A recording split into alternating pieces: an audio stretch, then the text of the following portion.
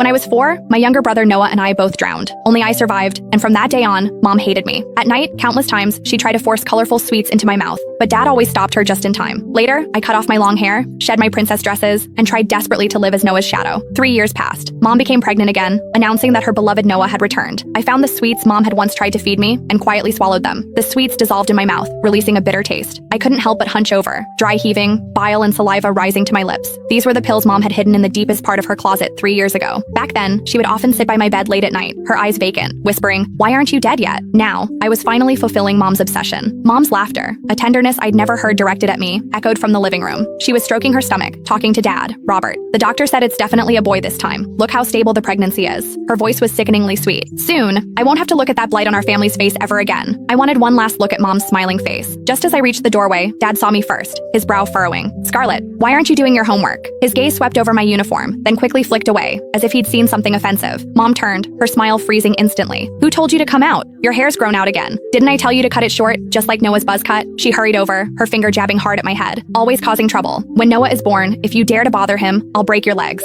I flinched back, the red mark on my forehead stinging. The sweets in my stomach seemed to be dissolving, a throbbing pain rising in my abdomen, forcing me to bend over. Dad started to come to my aid, but Mom blocked him. "Don't touch her. She's probably just faking it for sympathy." I bit my lip, saying nothing, slowly retreating to my room. I lay on the bed, my body starting to twitch. The door pushed open. It was Dad, holding a glass of warm water. He placed the glass on my nightstand, hesitating for a long moment before saying, "Scarlett, your mom is pregnant. Her emotions are a bit volatile, so don't take it to heart." I shook my head, but only a weak whimper escaped. Dad's figure began to blur in my vision. Dad sighed, then simply pulled the blanket over me. "Get some good sleep. You'll be fine tomorrow." He closed the door as he left, and silence enveloped the room. Gradually, my vision blurred completely. "Mom, Noah is coming back. You won't have to suffer looking at me, your replacement anymore. This way, it's truly good." Mom pushed the door open just as I was looking down at my own hands. They were transparent, allowing the sunlight to pass through them, revealing a photo of Noah. She didn't glance at me on the bed. Instead, she walked straight to the desk, picked up Noah's photo, and meticulously wiped it clean, murmuring, "Noah, Mom's going to buy you a new bassinet today. Do you like blue or yellow?" She turned to leave, accidentally kicking the bed frame. Only then did she impatiently glance at me on the bed, frowning. "Still sleeping? The sun's practically noon. Get up and make breakfast. Do you want to starve Noah and me?" I floated in front of her, trying to speak, but she couldn't hear me. She shuffled out in her slippers, still humming a lullaby. From the living room, I heard Dad, Robert, scrambling eggs, and Mom's Claire's instructions. "Add 2 more spoonfuls of sugar." Noah always loved sweets. I floated to the kitchen doorway, watching Dad put pancakes on a plate. They were heart-shaped. I used to love pancakes like that too, but ever since Noah died, Dad had only made round ones. He said Noah didn't like anything fancy. Mom took the plate, carefully placing it in the center of the dining table, as if worshipping a precious artifact. "Go wake her up for breakfast," Mom told Dad, her tone full of impatience. "Don't let her make us late for buying Noah's bassinet." Dad put down his glass of